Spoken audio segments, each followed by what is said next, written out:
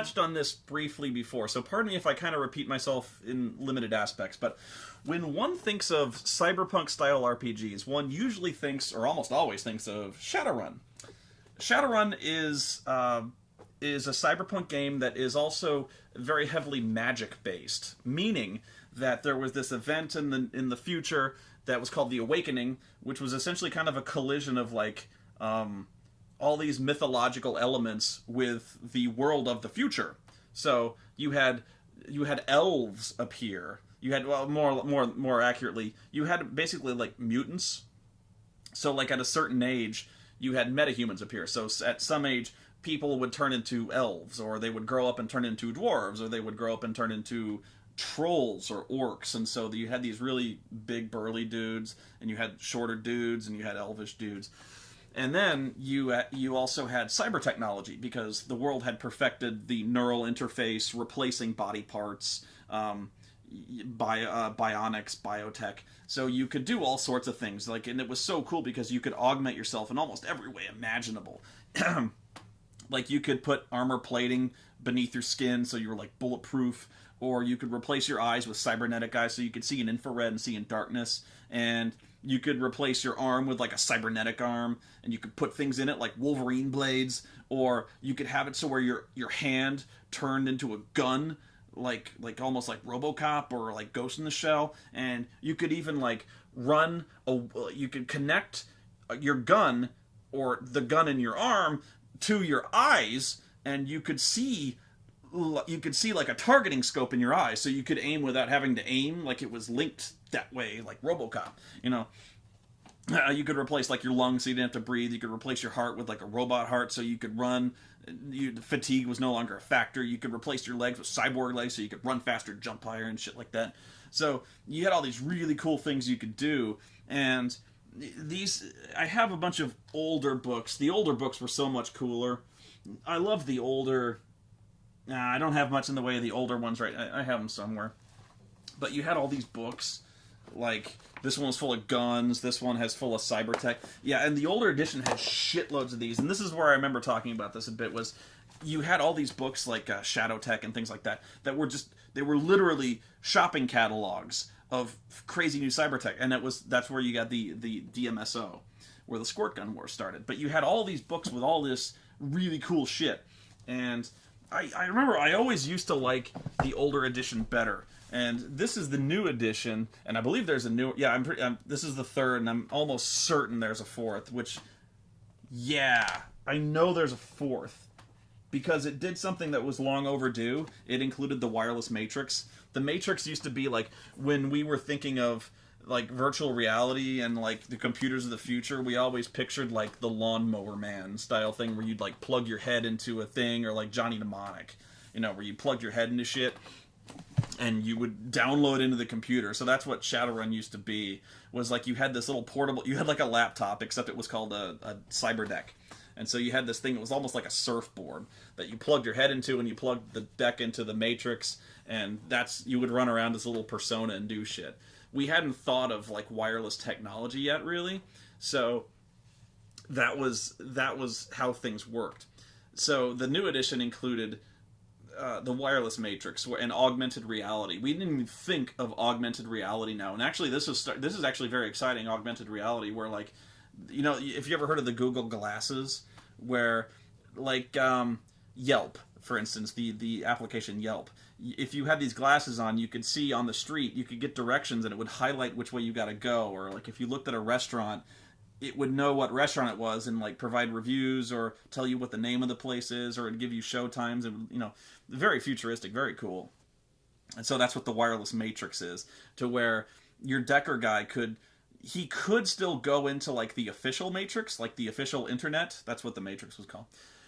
He could basically go into the internet or download himself into like mainframe computers and do that shit like normal, or he could just manipulate things without really going in. So like if there was a security camera there, he could wirelessly interface with it, or if there was like an automated turret, he could like and he could do that, like almost like he's psychic or something like that. So there was a lot of it was really overdue, and it was a really cool addition. And I'm going to get back to that because there's something very important I always wanted to... it was part of the game and it's inextricable from the game, but it's one of those weirder flaws. But so, like I said, when you think of Cyberpunk game, you think of Shadowrun. But what's funny is you almost never think of Cyberpunk 2020, meaning you never think of the game that actually is called Cyberpunk. This was my favorite game for a long time, and I knew about Shadowrun. This was the shit right here. I love this game, and it's nowhere near as balanced. It's nowhere near as it's not, from a mechanical standpoint, it's nowhere near as good as Shadowrun. It's not. It's so not. It's, in fact, I would say it's not very good. But I had so much more fun with the sense of humor and not really, but the atmosphere, the way it was put together. It was kind of like the mix of like heavy metal and, you know, cyberpunk. It was very dark, very grim. Everything was very very like intense. You know, it wasn't really, Shadowrun was more, I don't want to say lighthearted, but it was more based on the magic. It was essentially the magic I didn't like. I thought it's part of the game, but I didn't like how magic kind of overshadowed the cyber technology aspect of it. I thought the cyber tech was more than enough to explore with. So I also like that. I like the idea of if you got too many cybernetics, you went what's called cyber psycho. So you essentially went apeshit.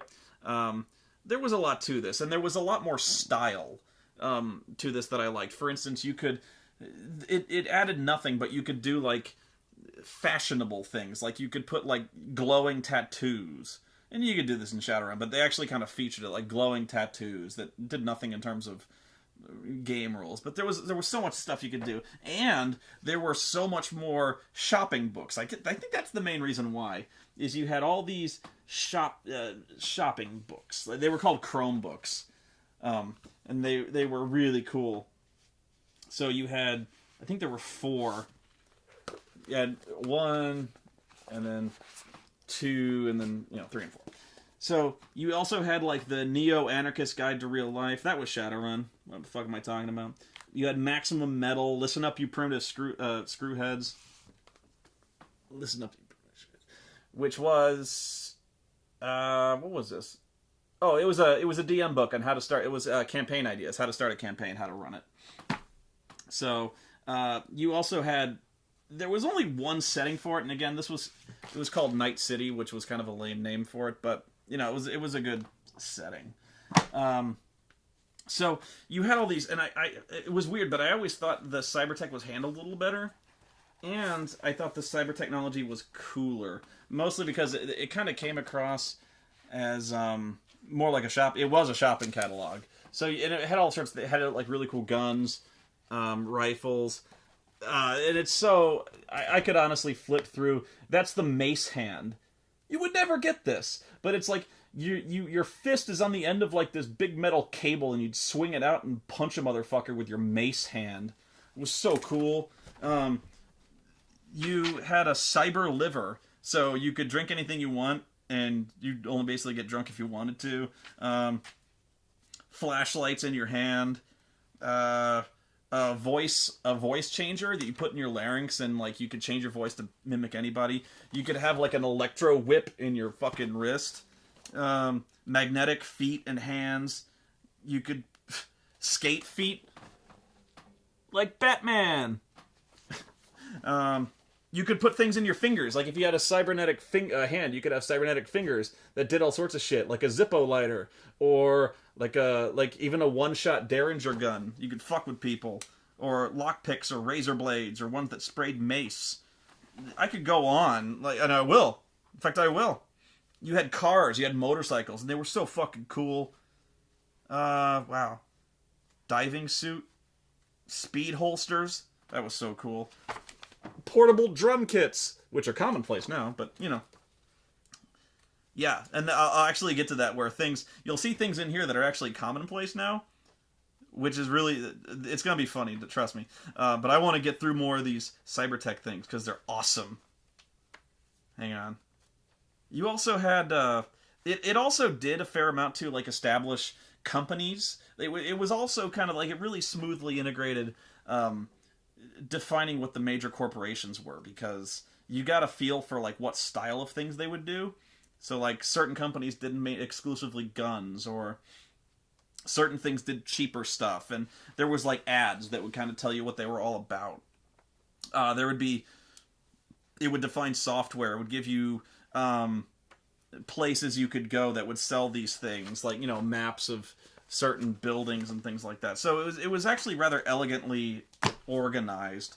There's one cool thing I really got to show you. This isn't it. Subdermal armor, where you could have different levels of armor. Oh, yeah. This is one good one. The kill display.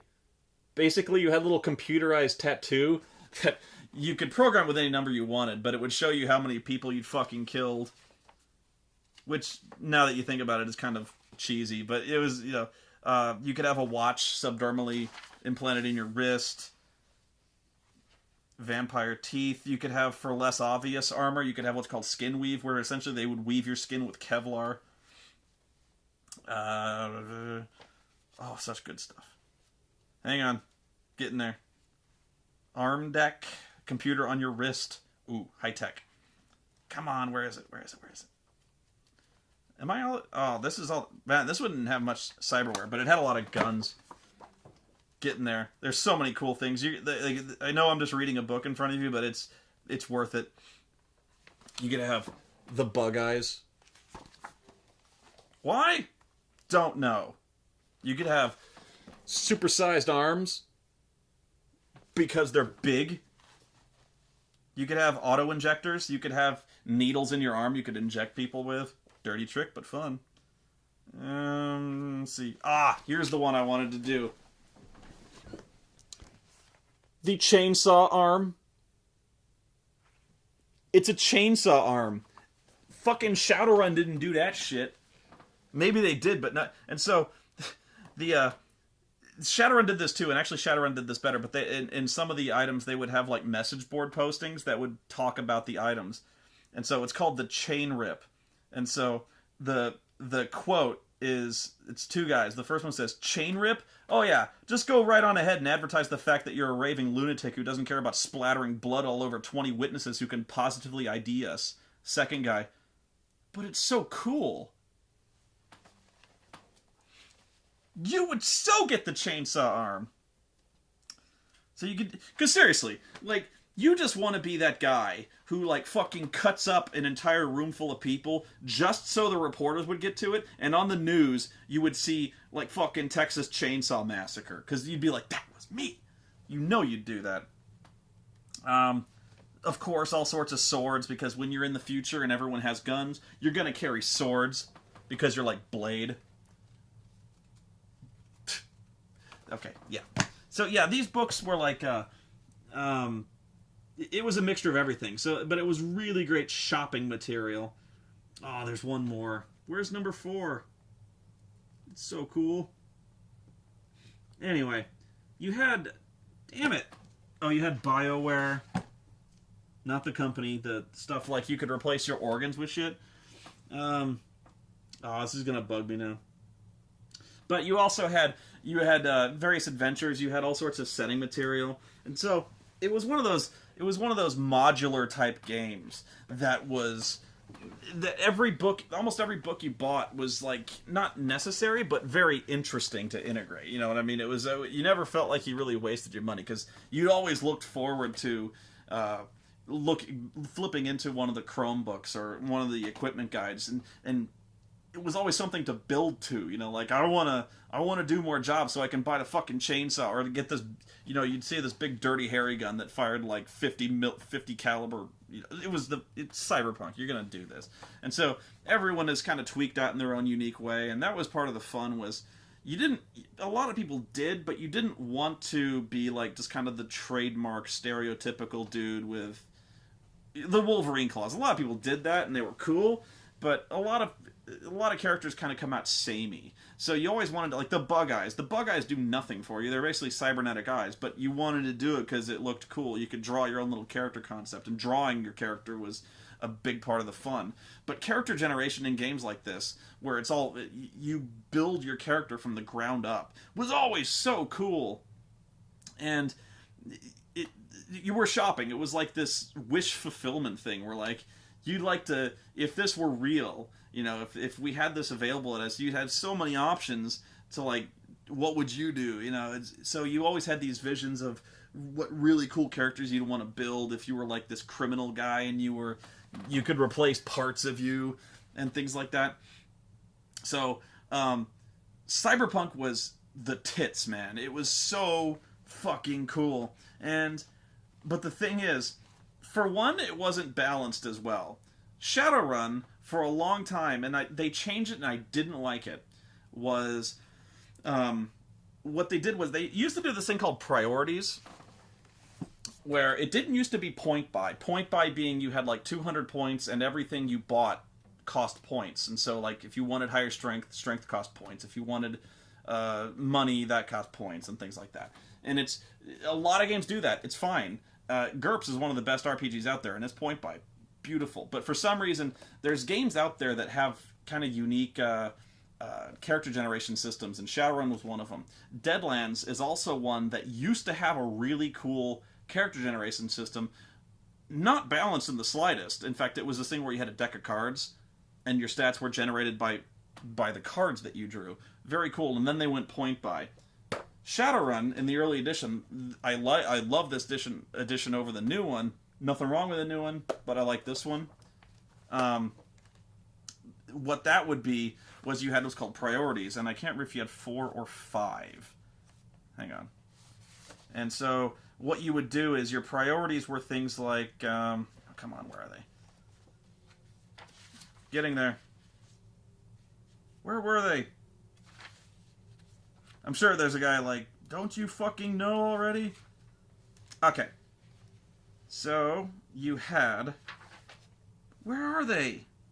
Oh, this is gonna bother me. Bear with me. This is worth it. Because it's worth comparing the two. Okay. Well, you had priorities like attributes. Like, you wanted to prioritize your physical and mental attributes, okay? So that was one priority. The other one was skills. You wanted to be super, super skilled, and so you had a lot of those. Another one being magic. If you wanted to be able to use magic, that had to be like your highest priority. If you wanted money, how high a priority was your money? Meaning, if you wanted... okay, here it is, I'm sorry. So you had 5 priorities. Magic, if you wanted to use magic, fine. Attributes, if you wanted a lot of attribute points for strength and dex and things like that. Skills, the higher priority, the more skills you got. Technology was how much money you had to spend on technology. And what your race was, everyone was human unless you took the highest priority as your race. So if you wanted to be an elf or a troll or something like that, you had to put your highest priority on the race priority. Meaning, you had to make some hard choices. Like, if you wanted to be a troll, that was it. You had to put 5 in that. And then you had to rank your priorities down. So the choices were really painful, but they made sense. So if you wanted a shitload of money, like a shitload of money, $1 million for your cyber tech, which was cool, you had to put your highest priority in that. Meaning, you didn't have enough. Your skills were going to suffer. So if you were a big cyborg type dude, your attributes suffered to an extent, and you weren't as skilled because. Whereas if you wanted to do magic, that was your thing. You did magic. And the only way you could do magic if you didn't put your highest priority into it is if you were a metahuman. So you had to put metahuman, magic, and then whatever else was left. You could do a lot of cyber tech and magic, but they didn't, in Shadowrun, they didn't play well with each other. They were basically mutually exclusive. You could do it, made for interesting characters. They were called burned out mages.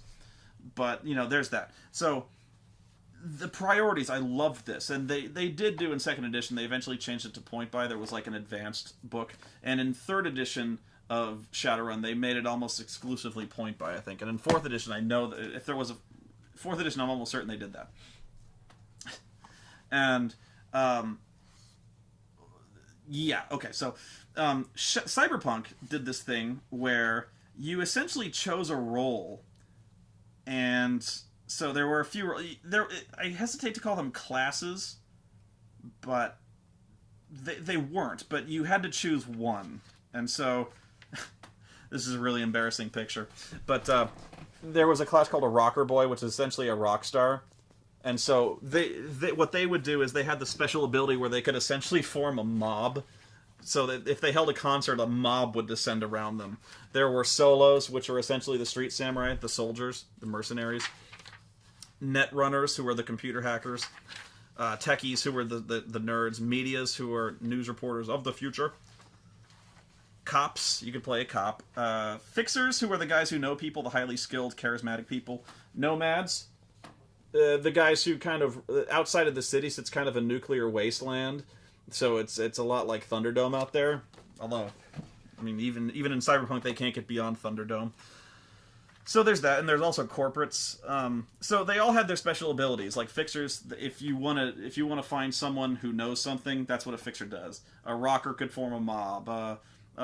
Solos are trained commandos, so they instinctively move faster in combat, things like that.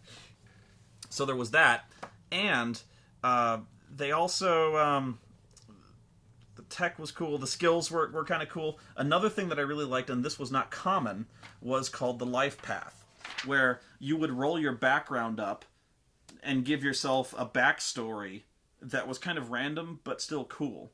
So you could roll any of this stuff. In fact, to a degree, it was almost too much, where you would roll randomly to determine how you dressed or how your hair was. So if you had no idea, you could roll this, and so you almost never wanted to unless you had like no fucking clue. If you didn't, like, it had ethnic origins, you could roll what ethnicity you were. You could roll what happened to your family, like the background of your family, how many brothers and sisters. Common stuff today. Relatively common stuff, but it didn't used to be. And so what you would do then is, for every year you were over 16, you would roll for an event that happened in your life. Something that happened to you that would help shape your character, either financially or skill-wise, or it would affect something. Like maybe you were jailed for a certain number of reasons. You made money, or you made an ally. The police like you, or you found somebody to train you in combat. You may have a girlfriend or a boyfriend in this, where like it's an ally you can call on. So it didn't used to be that way. So there was like an entire section of the book that was dedicated to that. It was very, very cool. Now, there were flaws. Namely, it was so easily min-maxed. It was ridiculous. For instance, like a rocker boy, your skills would go from 1 to 10. 1 being, like, crippled. But the thing is, you would almost always try to max out your fucking class ability as much as possible, because there's, like, no reason not to. Like, solos, you're going to put 9 and 10 points in solo if you can, because it's a combat thing. That's what you do. That's your character is, he's the combat guy, so you're going to max that out if possible. If you're the only guy, because every character is so specialized. The fixer knows people. The techie guy does tech. Everyone's so specialized, you're going to max out that skill because you're the only guy who can do that, and if you're going to do it, you're going to do it well. So there was that. I house ruled that around, so we're like, I kind of had maximums, and I kind of lessened the restrictions on what skills you could take, so the line between the classes was somewhat blurred. Another fun thing you could do was invent kind of new classes. So I almost abstracted out the class abilities, which kind of removed the point of choosing them, but that's basically what I was trying to do, was remove the big distinctions. You were just a guy. Now, you could be like a rocker, you could be a cop, but everyone was kind of more, not generic, but more equalized, So you had specialties, but you weren't, like, godlike. So you had that. Now, what was funny about this was that for a long time, there were no updates to this. This was like the only edition you could get for a really long time. And there was a new edition, which sucked. There were actually two. There was one called Cyber Generation, which was lame. And they did, I wonder if I have it out here. Oh, it was bad. Now I wish I'd found it. It was so silly. The art design in that game was so silly that, I'm not even kidding, they had, like, instead of art, and the art was really cool in this book, it was like line drawings, but it was still cool. because it was all black and white. So you had this style, and then they did the next edition of Cyberpunk, and the artwork, and it wasn't artwork, it was photographs of dolls. It was like Barbie dolls that were dressed up and like made up to look like cyberpunk characters. So like you would have a Ken doll. It wasn't a Ken doll, but it looked like a Ken doll with like its hair shaped into a mohawk and like little glasses on it and like a blade coming out of his hand, and he had a gun in one. So it was like little action figures. That was the picture, and the entire book was printed, or the pictures at least were printed in like this ugly green color. And so I was so excited to pick up the new Cyberpunk, because I hated Cyber Generation. It was like Cyber Generation was based on gangs. Like you were always like a teenager, and you had to be in a gang. It was like the World of Darkness-ized Cyberpunk, to where like you had, instead of like a covenant, or instead of like a discipline of, you had a gang. So you had like the Atlanteans, who were like these jet ski pirate guys, and you had stupid stuff. I hated it. And then, but the new Cyberpunk, and I think they kept that, but it had this ridiculous art where it was like fucking Barbie dolls. And I'm reading this going like, I didn't even care how good the game was at that point, because the art was so stupid. I was like, I was always afraid like someone was gonna walk in the store, or someone was gonna walk in the room as I'm reading this and see these fucking dolls, and like, what the fuck are you reading? And I'm like, how am I supposed to propose that as a game? Because nobody, like, not nobody, but like nobody around here except me read this book, you know. So like, if I brought this book over to you and I'm like, let's play this, you'd be like, okay, well, there's a guy and there's a sexy chick in front of a car, and there's this dude in a leather jacket with cyborg eyes, and he's got a gun, and you're like, wow, this looks cool, it's all cyberpunky. And I'm like, yeah, I know, right? So then you go, where is it? It's not here. I know it's not. I might have thrown it out. I don't think I would have done that. Yeah, but it was so bad. Damn, it was just so bad. And so like if I was like, let's play Cyberpunk, and they'd be like, okay, and I handed them this other book, they'd feel so stupid. It's one of those things where it's a stupid reason, like, you know, judging a book by its cover. But in this case, like, I don't know if it was on the cover, probably not, but like, if you look, it definitely wasn't on the cover. But if you looked at this, there was like a Ken doll with a gun. You'd be like, this game looks so dumb. I'm not gonna. So like, you're flipping through, and there's like half-page illustrations, photos of these fucking dolls, and you just like, at some point you're like, you don't even care if the game's any good. It just looks so dumb, you know. Bad reason to hate a game, but it was like, there it is, you know. So this game was all I had for a long time.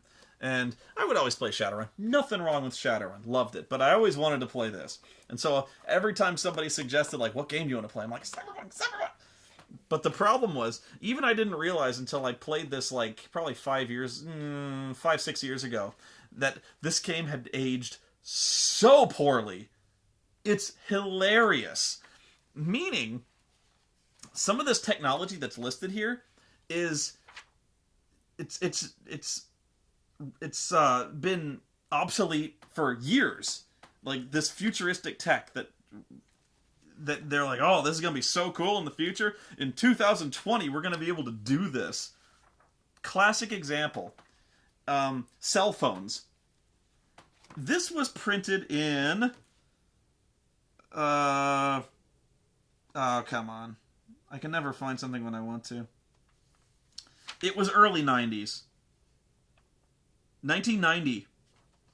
So I was 10 years old when this came out, and so I was reading this in like junior high school. It was so fucking cool. So 1990, no cell phones, or if there were, they were like those big fuck off brick cell phones. It had to be later because I don't remember cell phones back then.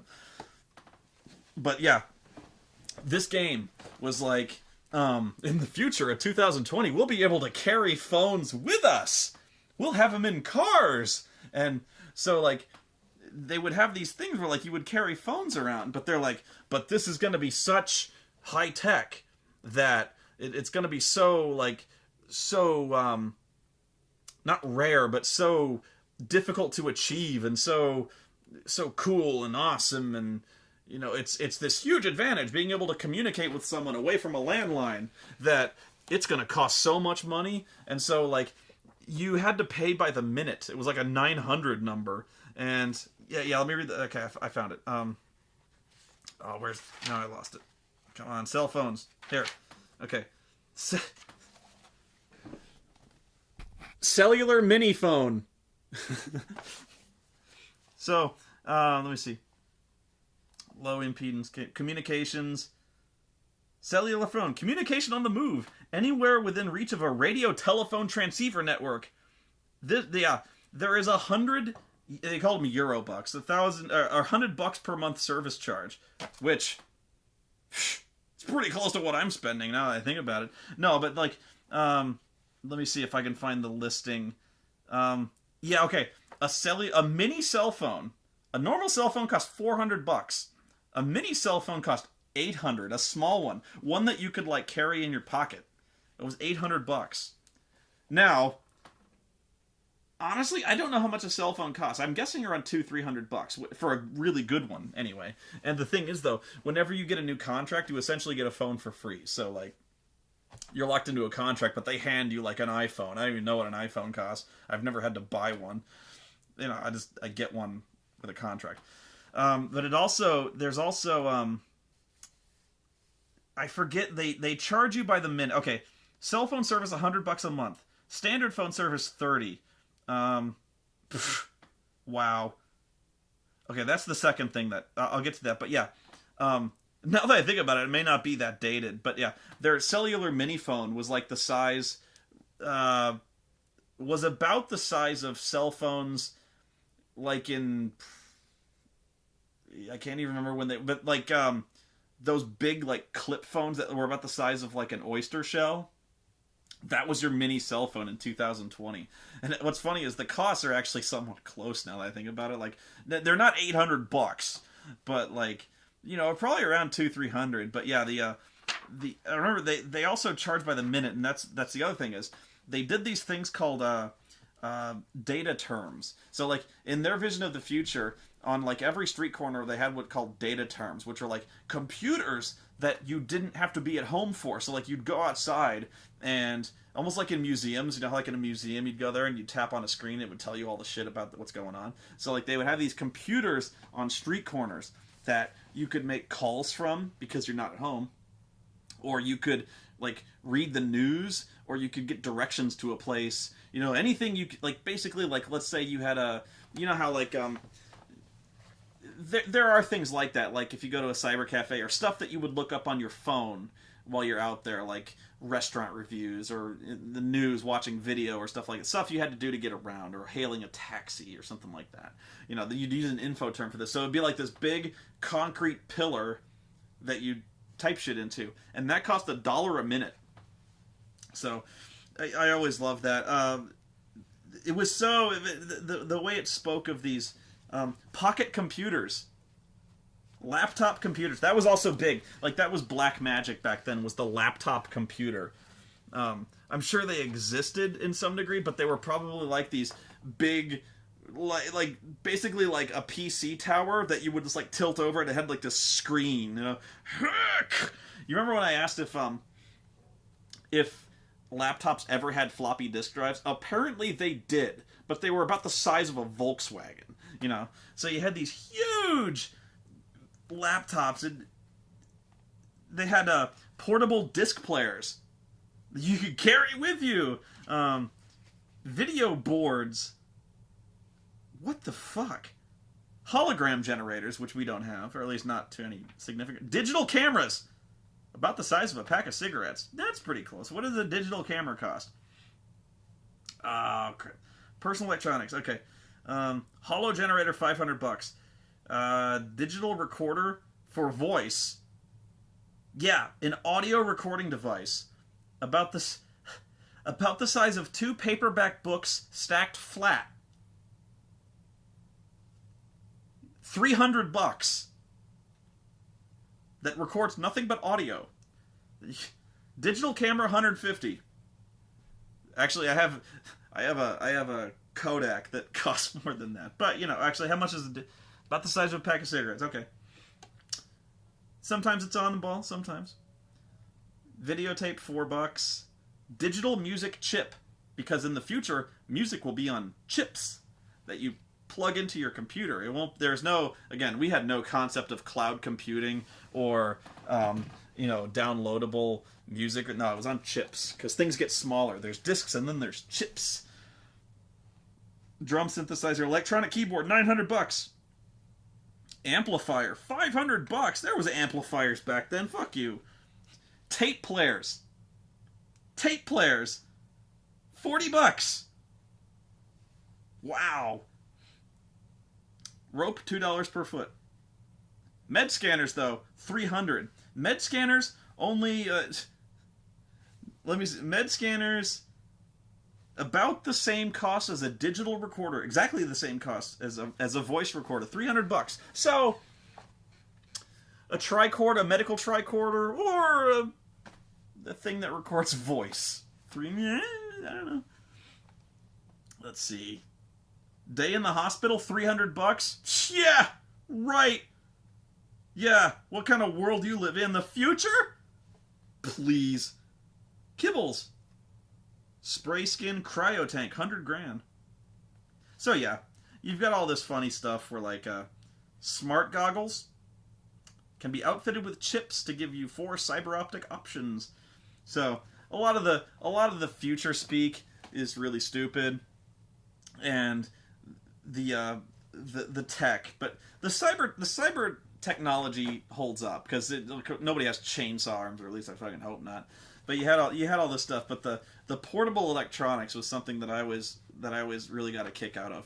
Okay, so the one main thing I wanted to talk about. I mean, I love Cyberpunk. Oh no, I'm sorry.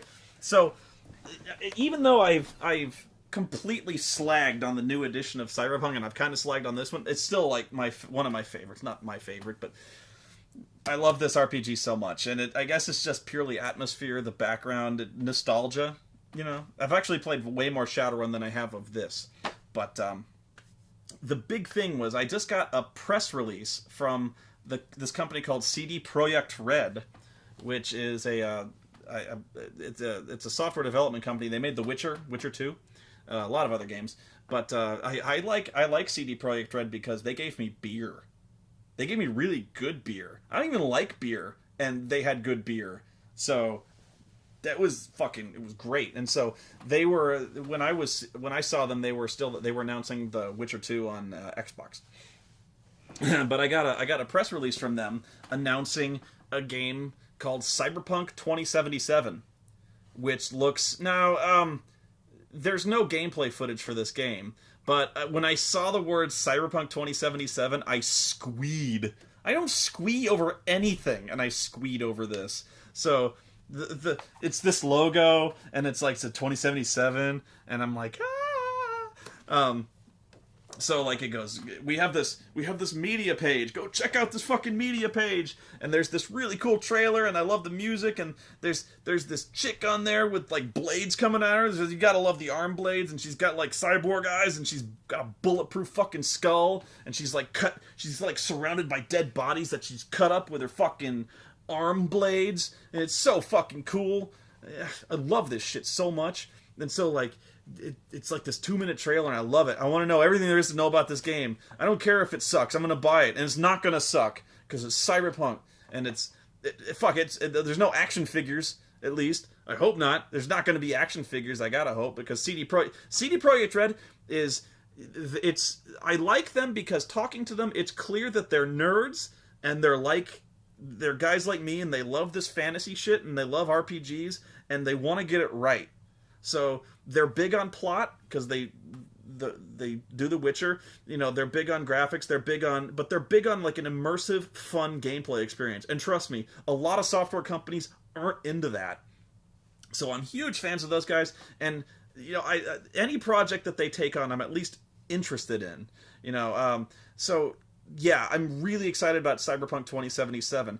And I was going to put it in this video, but I don't want to break my flow because I got this flow. So underneath this video, I'm going to put the trailer video for Cyberpunk 2077, and I really encourage you to check it out because it really does capture the style and the atmosphere that I always kind of had in my head when I saw this cover. This cover really does carry out a lot of the mood, and so I think in a lot of ways a lot of the mood and the feel of the cover is carried over into that trailer, if you know what I mean. It's like that art style brought to life, you know what I mean? So very cool. Check that trailer out. So awesome. I'm so fired up to finally play that. And also beneath this, I'll provide a link to whatever I can show you, because I know there's probably a press embargo, but I'll show you what I can and at least give a release date if I can. But the trailer is, I believe the trailer is available for the public. I know that says you can. I can share it, I believe, but if not, I'll figure it out when the embargo's up. So, yeah, Cyberpunk 2077. Really fired up about that. Check it out.